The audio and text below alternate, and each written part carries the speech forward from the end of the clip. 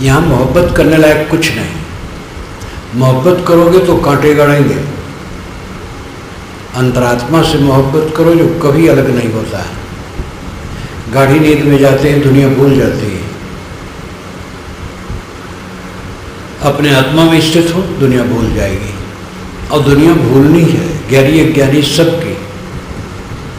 मोही आदमी भी गाढ़ी नींद में दुनिया को भूल जाता है, और जब शरीर छूट जाता है सदा के लिए भूल जाता है।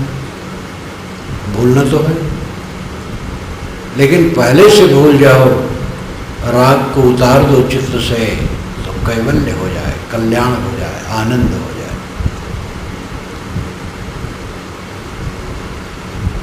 जो बिछड़े हैं पियारे से, भटकते दर बदर फिरते।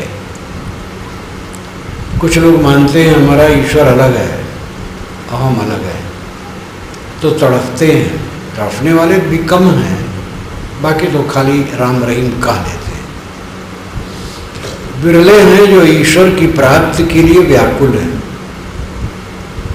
लेकिन बोध न होने से वे बाहर ईश्वर मानते हैं, और बाहर कोई ईश्वर नहीं है जो मिले। चारों वेदों में कहीं देखने नहीं मिलता है कि बाहर ईश्वर है, उससे मिलना है, ऐसा वर्णन हो। 6 शास्त्रों में नहीं है, उपनिषदों में नहीं है, ये महाकाव्यों और पुराणों में ज़्यादा कहा गया। भावना की बात, जो मिलता है वो छूट जाता है, परमात्मा मिलता नहीं, क्योंकि परमात्मा बिछुड़ा नहीं। परमात्मा तो सबके अंदर में बैठा है, जो बोल रहा है खुद परमात्मा है।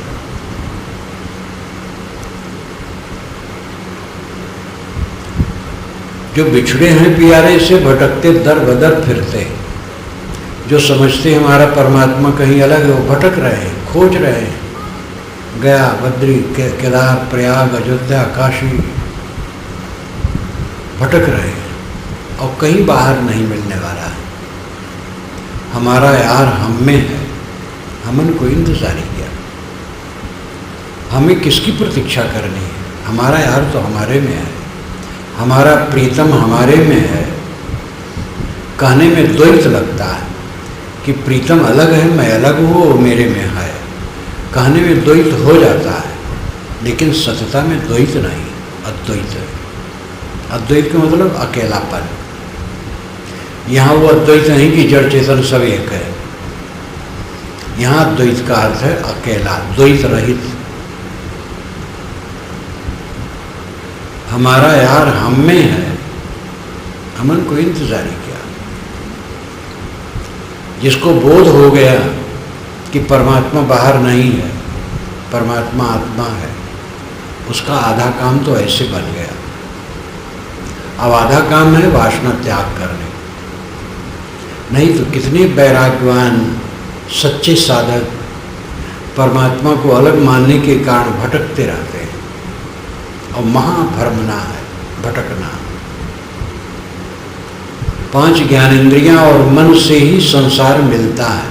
आँख, नाक, कान, जीभ, चाम, मन, ये 5 ज्ञानेंद्रिय और छठा मन, जिसको बौद्धों ने षडायतन कहा, 6 आयतन। बाकी लोगों ने 5 ज्ञानेंद्रिय और छठा मन ऐसा कहा। बात वही है। आँख से रूप मिलते हैं, कान से शब्द मिलते हैं, नाक से गंध मिलती है, जीभ से रस मिलता है, चाम से स्पर्श मिलता है, मन से संकल्प विकल्प मिलते हैं। परमात्मा कहाँ से मिलता है?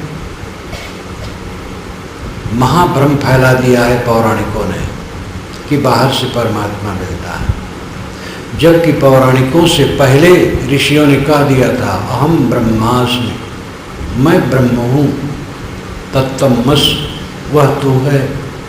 अयम आत्मा ब्रह्म, ये आत्मा ब्रह्म है। प्रज्ञानम ब्रह्म, ज्ञान ही ब्रह्म है। ये 4 महावाक्य पौराणिकों के पहले ऋषियों ने कह दिया था, लेकिन पौराणिकों ने इसको आँख से ओझल करके कल्पना का जाल बुना। बाहर से परमात्मा मिलता है, और यहाँ तक कर डाला देहधारी को अनंत ब्रह्मांड नायक बना दिया, और उनसे मिलने की तड़फन शुरू हो गई। ये सब कितना भोलापन है। जो देहधारी, चाहे उनका भगवान नाम रखो, कुछ नाम रखो, शरीर छोड़ के वो किससे मिलेंगे?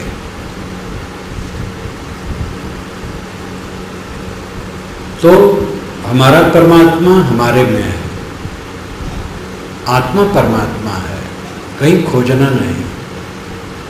खलक सम नाम अपने को बहुत कर सरपटकता है। खलक संसार, संसार के लोग अपने नाम के लिए सरपटक रहे हैं। नाम 2-4 अक्षरों का जोड़, क्या धरा है उसमें?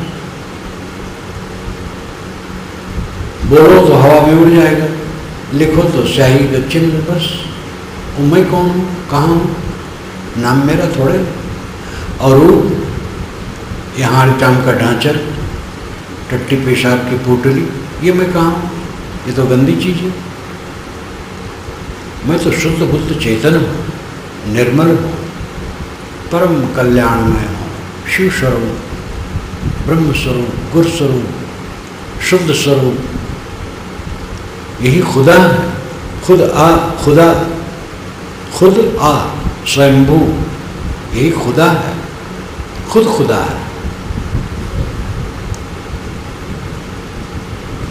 खलक सब नाम अपने को बहुत कर सर पटकता है। दुनिया के लोग नाम के चक्कर में पड़े, नाम झूठ, रूप झूठ। हमन गुरज्ञान आलिम है, हमन को नामदारी क्या? हम तो गुरज्ञान के आलिम फाजिल हैं, आलिम ज्ञानी।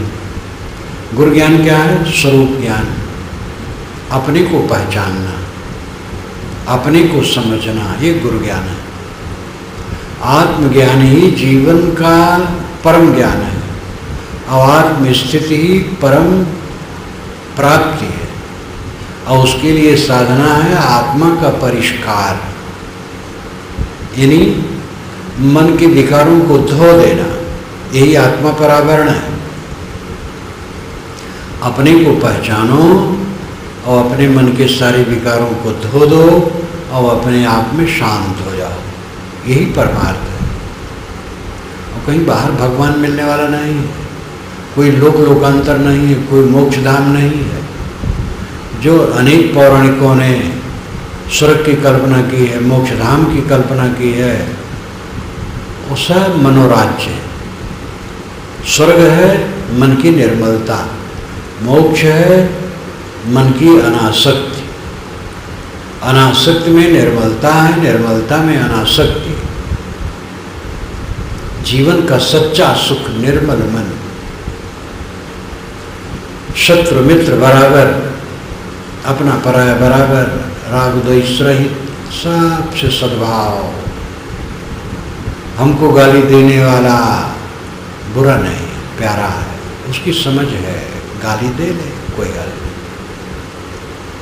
जब वो दशा आती है, किसको बैरी हम मानेंगे? कौन हमारा दुश्मन है? सब प्यारे हैं और अंततः कुछ जीव के साथ नहीं। राग द्वेष बिल्कुल समाप्त हो जाते हैं उस दशा में।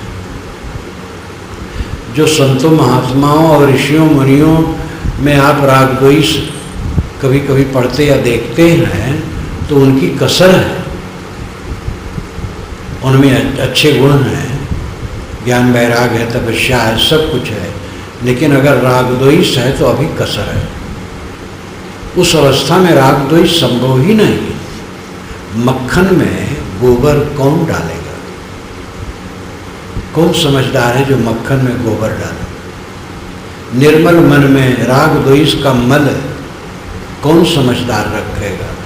और जो रखेगा तो वो समझदार कहाँ होगा और उसका कल्याण कैसे होगा? राग द्वेष दुनिया की चीज़ों को लेके होता है, क्षणिक क्षणिक क्षणिक। अब शरीर छूट जाने वाला आजकल में देखते देखते, और हम जिस धोखे में पड़े रहे हैं राग द्वेष में, तो कौन समझदारी है? इसलिए कितना ज्ञान वैराग भक्ति और विद्युता हो, अगर राग द्वेष है तो अभी कमी है।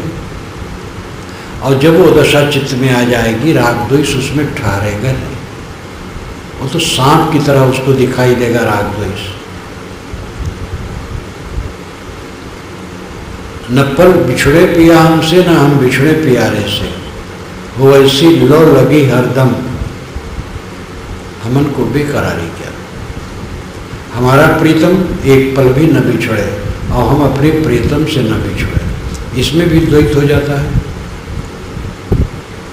लेकिन कथन में सब समय द्वैत आता है, किंतु परमार्थ में द्वैत नहीं। कबीर दर्शन जो मेरी रचना है उसको पढ़ करके वेदांती ने थोड़ी आलोचना लिखी और कही कि स्वामी विवेकानंद ने कहा है कि जब तक और विकल्प ना आए अद्वैत ही मानना ठीक है, ये स्वामी विवेकानंद ने कहा।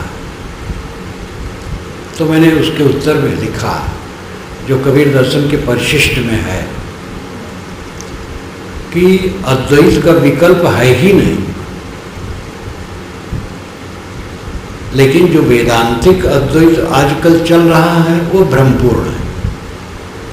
सारा जड़ चेतन मिला के अद्वैत कहते हैं, लेकिन तथ्य क्या है? जड़ अलग है, चेतन अलग है। सब समय के लिए जड़ चेतन अलग है और सब समय के लिए एक जड़ तो दूसरे जड़ तत्व से अलग है और सब समय के लिए एक परमाणु दूसरे परमाणु से अलग है और सब समय के लिए एक आत्मा दूसरी आत्मा से अलग है।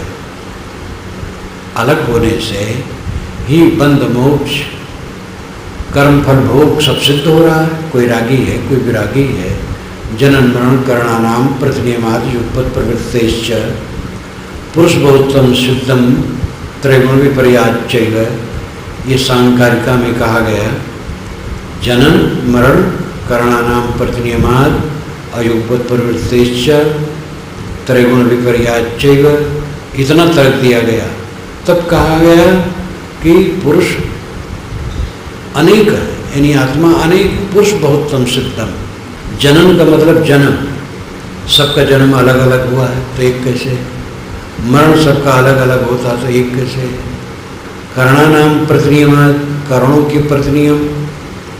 कर्ण कहते हैं आँख नाक कान जीभ चाम को, उनके नियम सबके अलग अलग हैं। कोई देखता है तो कोई आँख बंद की है।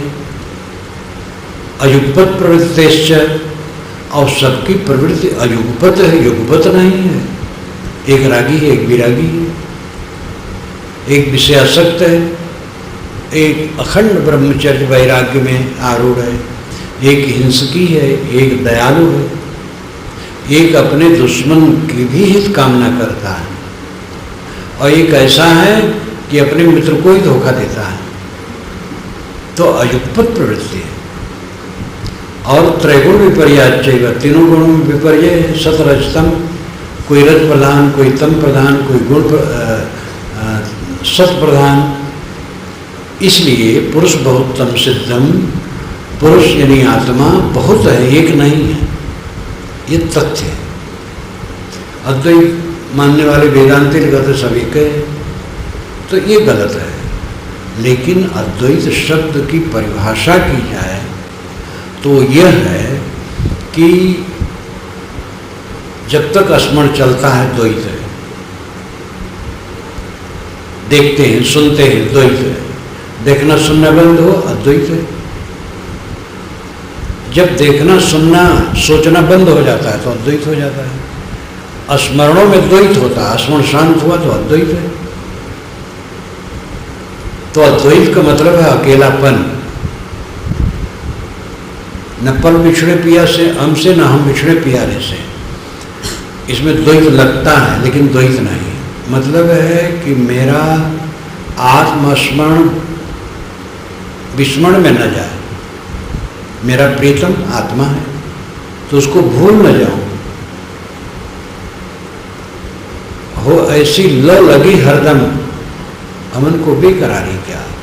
जो ऐसी लो लगन जिसकी लगी है उसके मन में बेचैनी कहाँ हो सकती है? बेचैनी तो होती है दुनिया की चीज़ों को लेकर। राग द्वेष इसी में पैदा होता है और ये सब क्षणिक है। हानि लाभ सुख दुख संयोग वियोग मान अपमान सब क्षणिक क्षणिक क्षणिक। विवेकमान बहुत ऊंचे धरातल पर अपने मन को हरदम रखता है। व्यवहार देखता है, करता है और उसमें उसके प्रति कोई ऊंच नीच आ जाए उसमें उस समता से रहता है और सबके लिए हित कामना रखता है। निर्मल मन एक क्षण के लिए अगर मैल आ जाए तो उसको बड़ी चोट लगती है, इसलिए वो मैल आने नहीं देता है। तो इस प्रकार निर्मल मन से जो आत्मलीन है, हमन को बेकरारी क्या, अब बेचैनी कहाँ रह गई? सारी बेचैनी लौकिक वस्तुओं को लेकर है, घाटा ना हो जाए। अरे कुल घाटा में जाना है, अंत में समझ लो। घाटा मुनाफा जीवन में होता चलेगा, जो मुनाफा है उसमें घाटा हो जाएगा और फिर मुनाफा हो जाएगा, ऐसे चलता रहेगा। अब अंत में कुल घाटा में चला जाएगा, शरीर छूटा उसे घाटा हो गया और अपने देह रहते रहते चीज़ें मिट जाती हैं, बड़े बड़े पूंजीपति का सब शून्य हो जाता है। कई बार कलकत्ता और दिल्ली का मुझे अनुभव है। तब तो मैं चलता था, थोड़ा पधरौनी में जाता था तो कार से ले जा रहे हैं, अब तो पधरौनी करीब करीब छोड़ दिया हूँ। तो बहुत बड़ा घेरा सुनसान जैसा लग रहा है। ड्राइवर से पूछो ये क्या है? कि महाराज ये कारखाना था, बहुत दिन से बंद है। कलकत्ता की भी बात, दिल्ली की भी बात देखी। तो घाटा तो अंत में होना है, शरीर छोटा सब घाटा हो गया, क्यों घाटा के लिए चिंता करते हो? और जब तक जीते हो घाटा हो जाए फिर मुनाफा हो जाएगा। एक पैसा लेके पैदा हुए हो, सब यही मिला है, उसमें थोड़ा घट जाएगा फिर बढ़ जाएगा। अनुकूल प्रतिकूल मिलते रहेंगे। हमारा मन शुद्ध रहना चाहिए, हम किसी के लिए प्रतिकूल न करें, हम कट न करें, दुर्भावना न रखें, किसी का हित न सोचें, सबके लिए प्रेम, ये कल्याण की दशा है। नहीं तो ज्ञान बघार बघार के क्या होगा?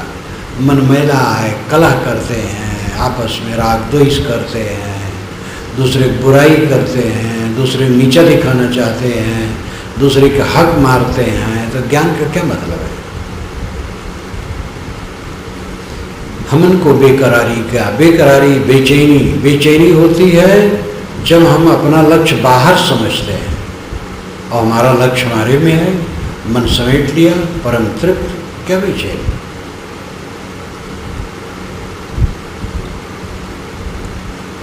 कबीरा इश्क का माता दुई को दूर कर दिल से। कबीर कहते मैं इश्क का माता हूँ, इसलिए दुई को दिल से दूर कर दिया है, द्वैत को हटा दिया है। अब द्वैत नहीं, अकेला है। दुई को दूर कर दे, दुई दूसरा, बाहर ईश्वर मिलेगा, बाहर मोक्ष मिलेगा, बाहर स्वर्ग मिलेगा, बाहर भोग मिलेगा। ये स्त्री पुरुष, स्त्री मिलेगी तो सुख होगा, पुरुष मिलेगा तो सुख होगा, बाहर से परमात्मा मिलेगा तो सुख होगा, बाहर से कोई मोक्ष धाम मिलेगा तो सुख होगा। ये सब द्वैत मिट गया। ये स्त्री पुरुष तो देखने में आते हैं, लेकिन जिस भावना से इसमें मिलना चाहते हो वो दुख बढ़ाता है। सबके लिए करुणा प्रेम का भाव रखो, भोग की भावना छोड़ो। और ईश्वर परमात्मा स्वर्ग मोक्ष बाहर कहीं नहीं, वो आपका अंतरतम है। दुई को दूर कर दिल से, दिल से दुई को दूर कर दिया, पाना कुछ नहीं, सब खो देना है। जो सब खो दिया वो धन्य हो गया। बाहर से तो जब तक जीवन है खाना पीना पड़ेगा, संग्रह कुछ रखना पड़ेगा।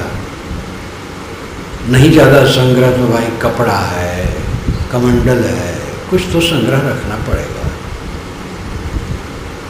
लेकिन दिल से सब को खर्च कर दिया। और ये तत्व बोध की अनुकूल बात है, कोई प्रतिकूल नहीं है। जब देह छूटेगी तब क्या हमारे साथ रहेगा? और देह छुटी छुटाएंगे, सब समय छुटी है। बोधवान इसको सब समय छोड़े रहता है, इसलिए शोक से मुक्त रहता है और काम करता है। किसी ज्ञानी ने नहीं कहा है कि काम करना छोड़ दो। वैदिक ऋषि तो सब कर्म कर हैं, हल जोतते हैं, कपड़ा बुनते हैं, कुआं खोदते हैं, सारा काम।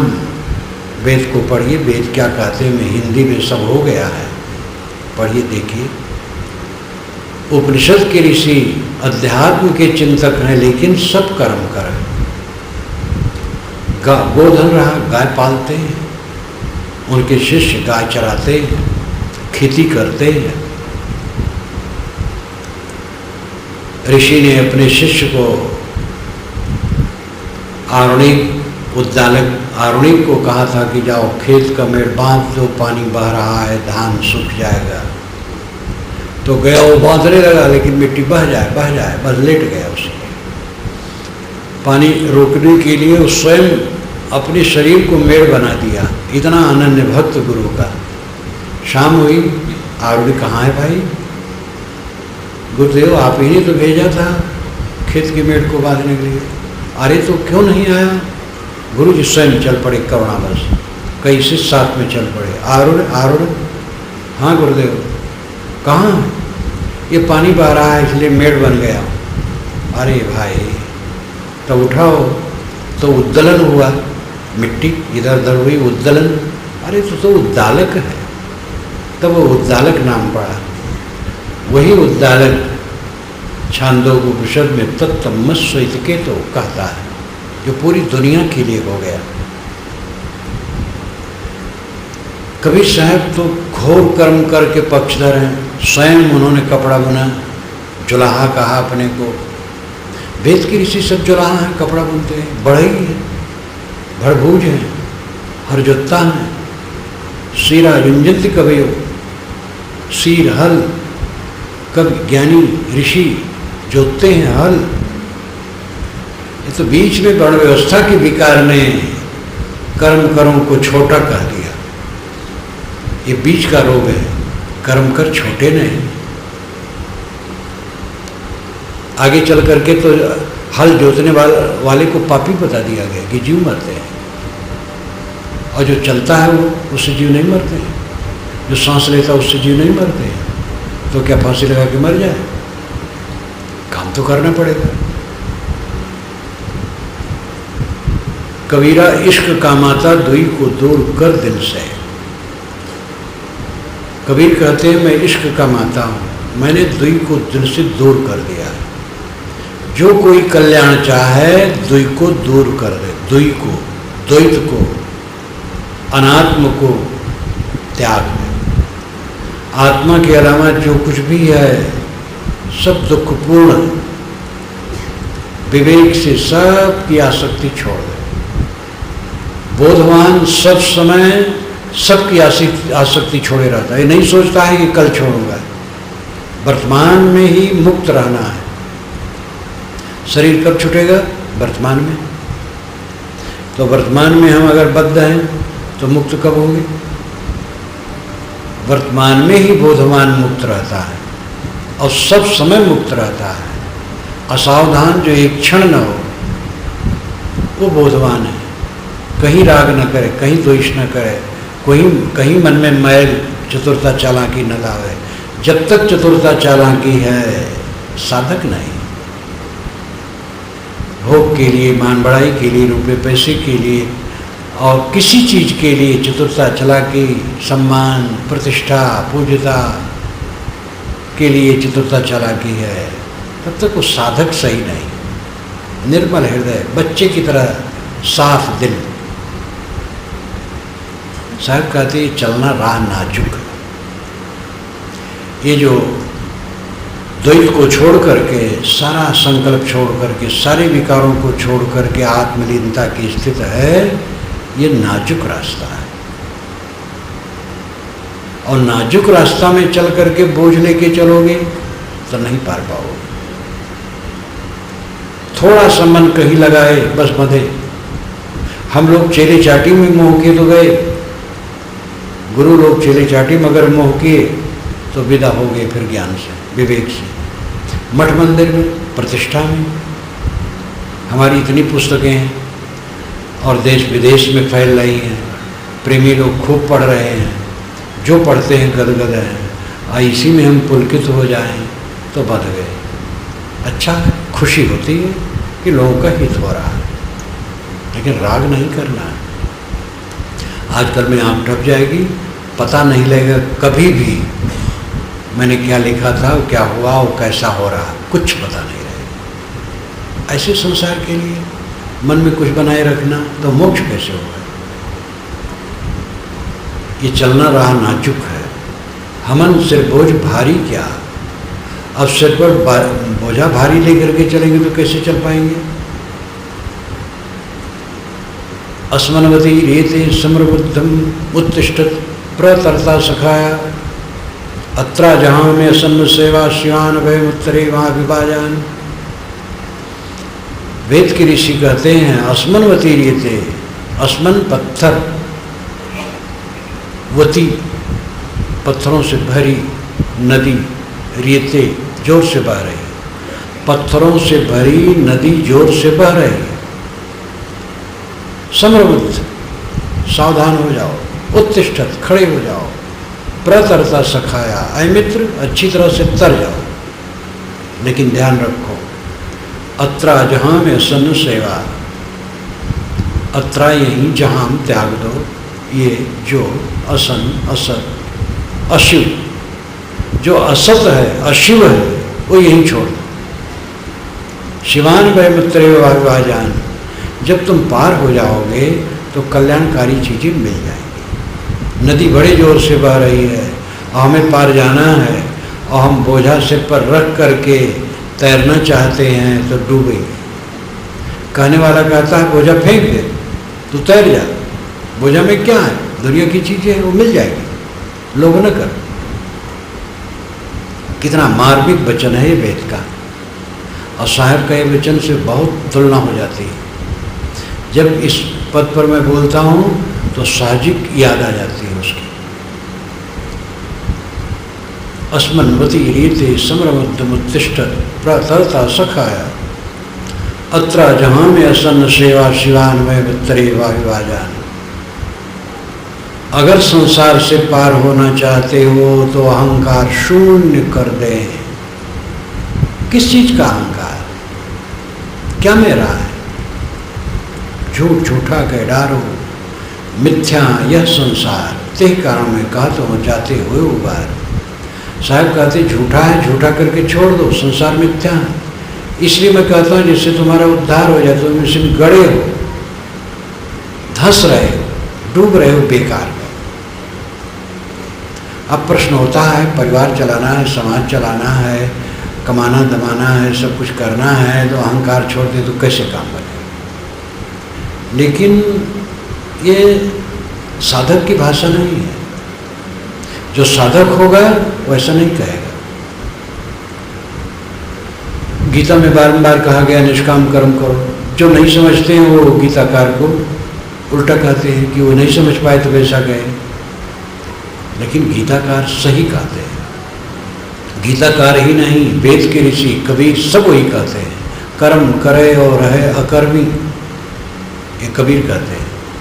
और वेद कहता है कुर्वन्नेवे कर्माण जिजे विशेषतम समा एवं तो नान थे तो अस न कर्म लिपते न रहे। पूरा जीवन कर्म करते हुए जीने की इच्छा रखो, लेकिन कर्मों में लिपायमान न हो। यही तुम्हारे लिए रास्ता हो, कोई रास्ता नहीं। इतना व्यवहारिक है कि इसको कोई काट नहीं सकता है। कर्म करते हुए पूरा जीवन जीने की इच्छा रखो, निकम्मा मत बनो, आलसी मत बनो, अपनी अवस्था योग्यता के अनुसार सब समय गतिशील रहो। एवं तो नान्यथे तो अस्ति, यही तुम्हारे लिए रास्ता है, दूसरा रास्ता नहीं। न कर्म लिपते नरे, लेकिन ध्यान रखो कर्म करते हुए कर्मों में लिपायमान न हो।